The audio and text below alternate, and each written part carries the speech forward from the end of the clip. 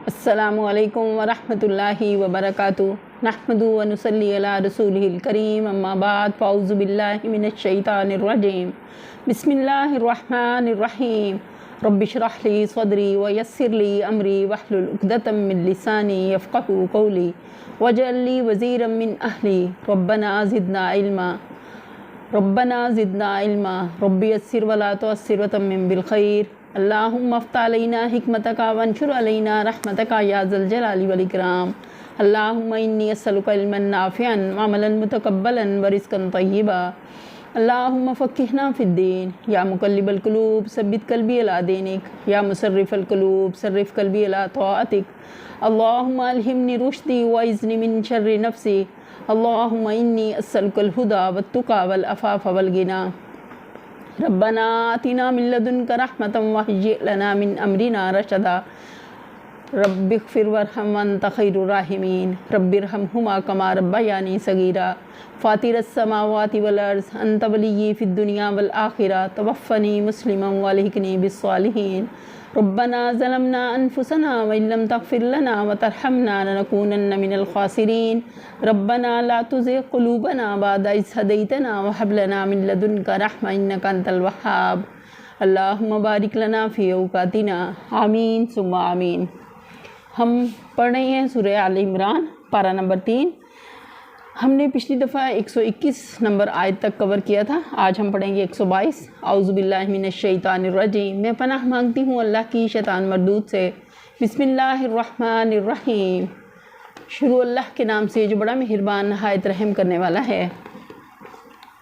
Is Hammath ताइफ़तानि मिनकुम अन तफ़शला वल्लाहु वलिय्युहुमा व अलल्लाहि फ़ल्यतवक्कलिल मुमिनून।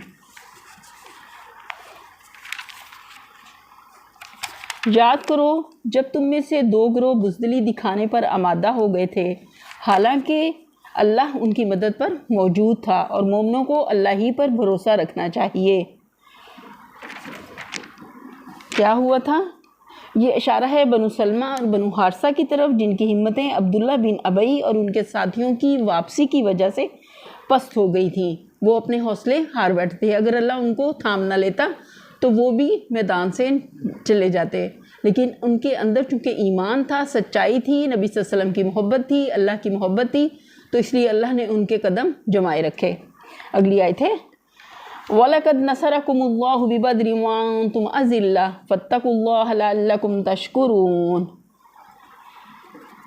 आखिर उससे पहले जंग बदर में अल्लाह तुम्हारी मदद कर चुका था, हालांकि उस वक्त तुम बहुत कमज़ोर थे। उस वक्त में मुसलमानों की तादाद कितनी थी? सिर्फ 313 और उधर 1000 का लश्कर था। लिहाजा तुमको चाहिए कि अल्लाह की नाशुक्री से बचो। उम्मीद है कि अब तुम शुक्रगुजार बनोगे। उस तकलीफ़ के वक्त में नबी सल्लल्लाहु अलैहि वसल्लम बहुत ज़्यादा अल्लाह से दुआएं इल्तिजाएं कर रहे थे, रो रो कर गिड़गिड़ा कर दुआएं मांग रहे थे। इतनी लंबी दुआएं मांग रहे थे कि सैयदना अबू बकर ने नबी सल्लल्लाहु अलैहि वसल्लम की तरफ देखा और उनसे कहा कि अल्लाह के रसूल बस कीजिए, बहुत हो गया। इतनी ज़्यादा अल्लाह से रो रो के इल्तिजाएं कर रहे थे, अल्लाह की तेरी मुट्ठी भर ये मुसलमान अगर आज ख़त्म हो गए तो दुनिया में तेरा नाम लेवा कोई ना बचेगा, तो हमारी मदद फरमा। तो अल्लाह ताला ने फिर कैसे 313 मुसलमानों को, जिनके अंदर ईमान की ताकत थी, वो ज़ाहरी असबाब कोई मायने नहीं रखते। अगर इंसान सच्ची मोहब्बत अल्लाह से हो और सच्चा ईमान हो तो अल्लाह हर चीज़ पर कादर है, अल्लाह उसको उसकी कदरदानी करने वाला है। अल्लाह ताला ने उस 313 को 1000 के लश्कर पर फतह अता फरमाई थी। इस्तक़ूलु लिलमुमिनीना अलन यकफ़ियकुम अन युमिद्दकुम रब्बुकुम बिसलासति आलाफ़िम मिनल मलाइकति मुनज़िलीन। याद करो जब तुम मोमिनों से कह रहे थे कि तुम्हारे लिए ये बात काफ़ी नहीं कि अल्लाह 3000 फरिश्ते उतार कर तुम्हारी मदद करे, कि अल्लाह ताला ने मुसलमानों के दिलों को मजबूत करने के लिए ये खुशखबरी उन्हें सुनाई थी। मुसलमानों ने जब देखा कि एक तरफ दुश्मन 3000 हैं और हमारे 1000 में से भी 300 अलग हो गए हैं, तो उनके दिल टूटने लगे। उस वक्त नबी सल्लल्लाहु अलैहि वसल्लम ने उनसे ये अल्फाज कहे थे। ये जंग उहद की बात है। जंग बदर में 313 थे, यहाँ मुसलमानों की तादाद 1000 थी और मुशरिकीन की 3000 थी। تو ان میں سے بھی 300 الگ ہو گئے تھے۔ عبداللہ بن ابی اپنے لشکر کو لے کر الگ چلا گیا تھا۔ وہ اس کے اندر چونکہ منافقت تھی، تو جب اسے موت سامنے نظر آئی تو اس نے اپنے قدم پھیر لیے اور اپنی لوگوں کو لے کر الگ ہو گیا۔ اگلی آیت ہے بلا ان تصبروا وتتقوا ویأتوکم من فورہم ھذا یمددکم ربکم بخمسۃ آلاف من الملائکۃ مسومین۔ بے شک اگر تم صبر کرو، کون سی خوبی اپنے اندر پیدا کرنے کی ضرورت تھی؟ صبر کی۔ صبر بہت بڑی نعمت ہے۔ جو اللہ کی طرف سے کسی کو عطا ہو جائے تو صبر کرنے والوں کا اللہ ساتھ دیتا ہے، صبر کرنے والوں سے اللہ محبت کرتا ہے۔ کیسی بھی سچویشن ہو اس میں صبر کا دامن کبھی ہاتھ سے نہیں چھوٹنا چاہیے، اور خدا سے ڈرتے ہوئے کام کرو تو جس آن دشمن تمہارے اوپر چڑھ کر آئیں گے اسی آن تمہارا رب 3000 نہیں بلکہ 5000 صاحب نشان فرشتوں سے تمہاری مدد کرے گا۔ دیکھیں اللہ تعالیٰ نے کتنی بڑی خوشخبری دی اپنی جماعت کو، ان کے قدم جمانے کے لیے، تاکہ وہ لڑکھڑائیں نہ، وہ ان کے دل نہ ڈولیں اور وہ پوری دل جمی کے ساتھ دشمن کا مقابلہ کریں۔ اگلی آیت ہے وَمَا جَعَلَهُ اللَّهُ إِلَّا بُشْرَىٰ لَكُمْ وَلِتَطْمَئِنَّ قُلُوبُكُمْ بِهِ وَمَا النَّصْرُ إِلَّا مِنْ عِندِ اللَّهِ الْعَزِيزِ الْحَكِيمِ۔ یہ بات اللہ نے تمہیں اس لیے بتا دی ہے کہ تم خوش ہو جاؤ اور تمہارے دل مطمئن ہو جائیں۔ فتح و نصرت جو کچھ بھی ہے اللہ کی طرف سے ہے، جو بڑی قوت والا اور دانا و بینا ہے، کہ فتح اللہ کے ہاتھ میں ہے، وہ جس کو چاہے عطا کرے۔ کہ جیسے اللہ تعالیٰ نے بنی اسرائیل کو فرعون کے مقابلے میں ان کی مدد کی تھی اور آل فرعون کو ان کے آنکھوں کے سامنے غرق کر دیا تھا۔ فرعون بہت جابر ظالم بادشاہ تھا، اس نے بنی اسرائیل پر ظلم کے پہاڑ توڑے ہوئے تھے، تو پھر اللہ تعالیٰ نے ان کا انجام کیا کیا کہ دنیا میں ان کو غرق کر دیا، اور آنے والے وقت کے لیے اس کی لاش کو اللہ نے بچا کے رکھا اور اس کو نشانی بنا دیا۔ اگلی آیت ہے لِيَقْطَعَ طَرَفًا مِّنَ الَّذِينَ كَفَرُوا أَوْ يَكْبِتَهُمْ فَيَنقَلِبُوا خَائِبِينَ۔ اور یہ مدد وہ تمہیں اس لیے دے گا تاکہ کفر کی راہ چلنے والوں کا ایک بازو کاٹ دے، یا ان کو ایسی ذلیل شکست دے کہ وہ نامرادی کے ساتھ پسپا ہو جائیں۔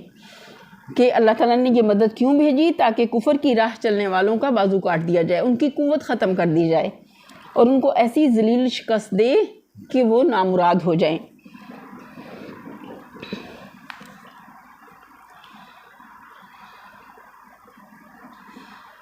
وہ نامردی کے ساتھ پسپا ہو جائیں۔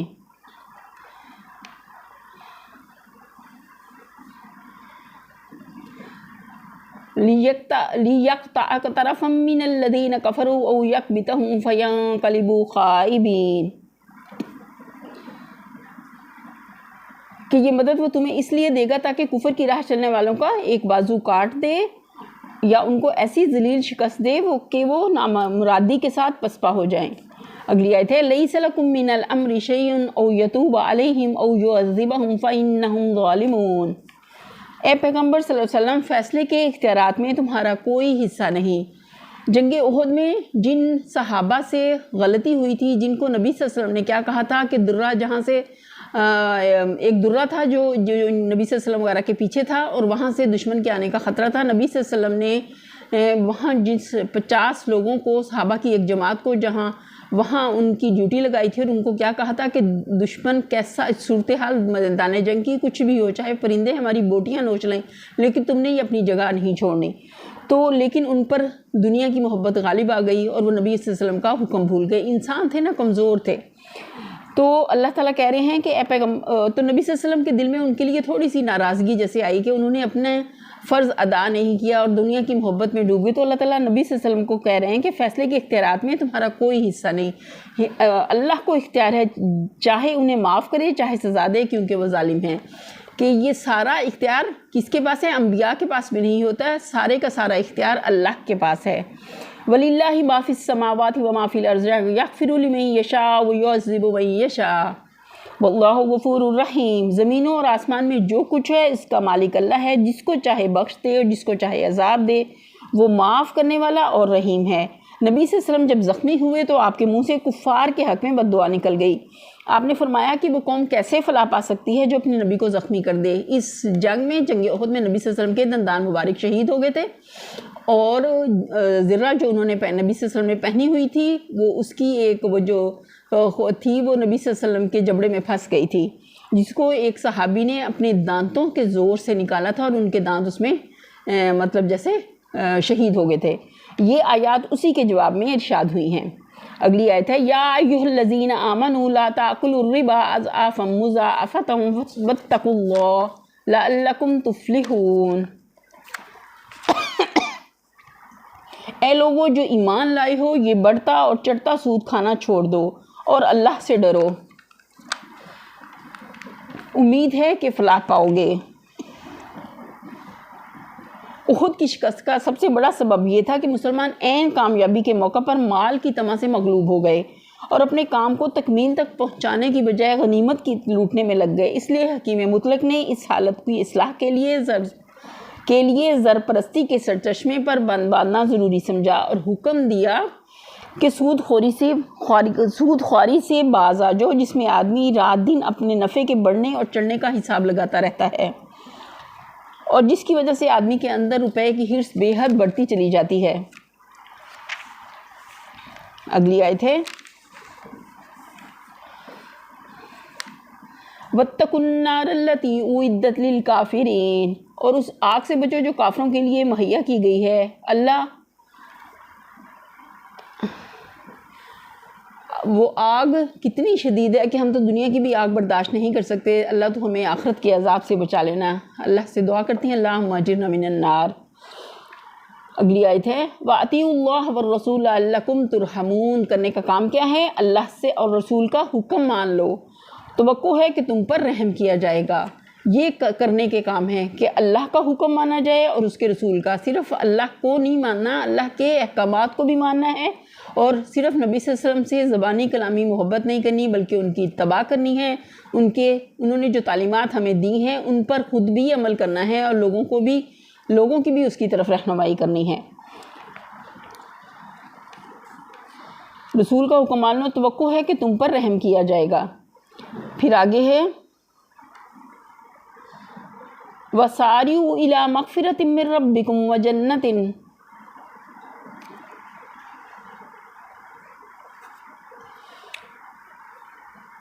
عَرْضُهَا السَّمَاوَاتُ وَالْأَرْضُ أُعِدَّتْ لِلْمُتَّقِينَ، دوڑ کر چلو اس راہ پر جو تمہارے رب کی بخشش اور اس کی جنت کی طرف جاتی ہے، جس کی وسعت زمینوں اور آسمان جیسی ہے، وہ ان خدا ترس لوگوں کے لیے مہیا کی گئی ہے۔ کن کے لیے؟ جو اللہ سے ڈرتے ہیں، تیار کی گئی ہے متقین کے لیے کہ نیکی کے کاموں میں جلدی کرو۔ اللہ تعالیٰ کہہ رہے ہیں دوڑ کر چلو کہ جنت کی وسعت کتنی ہے؟ زمینوں آسمان جیسی ہے۔ اگلی آیت ہے الذین ينفقون فی السراء والضراء والکاظمین الغیظ والعافین عن الناس واللہ یحب المحسنین، جو ہر حال میں اپنے مال خرچ کرتے ہیں، خواہ بدحال ہوں یا خوشحال، جو غصے کو پی جاتے ہیں اور دوسروں کے قصور معاف کر دیتے ہیں، ایسے نیک لوگ اللہ کو بہت پسند ہیں۔ سود خواری جس سوسائٹی میں موجود ہوتی ہے، اس کے اندر سود خواری کی وجہ سے دو قسم کے اخلاقی امراض پیدا ہوتے ہیں۔ سود لینے والوں میں حرص، طمع، بخل اور خود غرضی، اور سود دینے والوں میں نفرت، غصہ اور بغض و حسد۔ احد کی شکست میں ان دونوں قسم کی بیماریوں کا کچھ نہ کچھ حصہ شامل تھا۔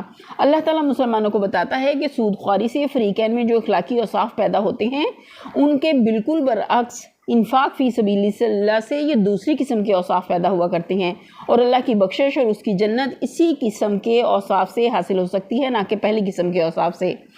سورہ بقرہ میں بھی ہم نے اس کی ڈیٹیل دیکھی تھی کہ سود کا معاملہ کیا ہے، اس کی مزید تفسیر دیکھ لیتے ہیں۔ اس آیت میں ایک ایسی صداقت بیان کی گئی ہے جو اخلاقی اور روحانی حیثیت سے بھی سراسر حق ہے اور معاشی و تمدنی حیثیت سے بھی۔ اگرچہ بظاہر سود سے دولت بڑھتی نظر آتی ہے اور صدقات سے گھٹتی ہوئی محسوس ہوتی ہے، لیکن در حقیقت معاملہ اس کے بالکل برعکس ہے۔ اللہ کا قانون فطرت یہی ہے کہ سود اخلاقی، روحانی اور معاشرتی و تمدنی ترقی میں نہ صرف مانع ہوتا ہے بلکہ تنزل کا ذریعہ بنتا ہے، اور اس کے برعکس صدقات جن میں قرض حسن بھی شامل ہے، اخلاق و روحانیت اور تمدن و معیشت ہر چیز کو نشوونما نصیب ہوتی ہے۔ اخلاقی و روحانی حیثیت سے دیکھیے تو یہ بات بالکل واضح ہے کہ سود دراصل خود غرضی، بخل، تنگدلی، संग दिली जैसी सिफ़ात का नतीजा है और वो इन्हीं सिफ़ात को इंसान में नशोनुमा भी देता है। इसके बरक्स सदक़ात नतीजा है फयाज़ी, हमदर्दी, फ़राख दिली और आला ज़रफ़ी जैसी सिफ़ात का, और सदक़ात पर अमल करते रहने से यही सिफ़ात इंसान के अंदर परवरिश पाती हैं। कौन है जो इखलाकी सिफ़ात के इन दोनों मजमुओं में से पहले मजमुए को बदतरीन और दूसरे को बेहतरीन ना मानता हो? तमद्दनी हैसियत से देखिए तो ये बात हर शख्स की समझ में आ जाएगी कि जिस सोसाइटी में अफराद एक दूसरे के साथ खुदगर्जी का मामला करें, कोई शख्स अपनी ज़ाती गर्ज और अपने ज़ाती फ़ायदे के बगैर किसी के काम ना आए, एक आदमी की हाजतमंदी को दूसरा आदमी अपने लिए नफ़ा अंदोज़ी का मौका समझे और उसका पूरा फ़ायदा उठाए और मालदार तबकों का मफाद आमतुन्नास के मफाद की ज़िद हो जाए, ऐसी सोसाइटी कभी मुस्तहकिम नहीं हो सकती। इसके अफराद में आपस की मोहब्बत के बजाय बाहमी बुग़्ज़ व हसद और बेदर्दी व बेताल्लुकी नशोनुमा पाएगी। इसके अज्ज़ा हमेशा इंतशार व परागंदगी की तरफ माइल रहेंगे, और अगर दूसरे असबाब भी इस सूरत हाल के लिए मददगार हो जाएं तो ऐसी सोसाइटी के अज्ज़ा का वहाँ मुतसादिम हो जाना भी कुछ मुश्किल नहीं है। इसके बरक्स जिस सोसाइटी का इज्तमाई निज़ाम आपस की हमदर्दी पर मबनी हो, जिसके अफराद एक दूसरे के साथ फयाजी का मामला करें, जिसमें हर शख्स दूसरे की हाजत के मौका पर फ़राख दिली के साथ मदद का हाथ बढ़ाए, और जिसमें बावसीला लोग बेवसीला लोगों से हमदर्दाना आनत या कम अज़ कम मुनसफ़ाना ताउन का तरीका बरतें, ऐसी सोसाइटी में आपस की मोहब्बत, खैर ख्वाही और दिलचस्पी नशोनमान पाएगी। इसके अज्ज़ा एक दूसरे के साथ पेवस्ता और एक दूसरे के पुश्तेबान होंगे। इसमें अंदरूनी नज़ा और तसादुम को राह पाने का मौका न मिल सकेगा। इसमें बाहमी ताउन और खैर ख्वाही की वजह से तरक्की की रफ्तार पहली किस्म की सोसाइटी की बनिस्बत बहुत ज़्यादा तेज़ होगी। अब माशी हैसियत से देखिए, माशियात के नुक्ते नज़र से सूदी कर्ज़ की दो किस्में हैं। एक वो कर्ज़ जो अपनी ज़ाती ज़रूरियात पर ख़र्च करने के लिए मजबूर और हाजतमंद लोग लेते हैं। दूसरा वो कर्ज़ जो तिजारत और सनत तो हरफत, ज़राअत वगैरह कामों पर लगाने के लिए पेशावर लोग लेते हैं।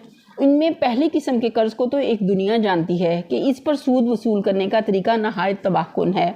दुनिया का कोई मुल्क ऐसा नहीं है जिसमें महाजन अफराद और महाजनी अदारे इस ज़रिए से गरीब मज़दूर, काश्तकारों और कलीलुल माश आवाम का खून ना चूस रहे हों।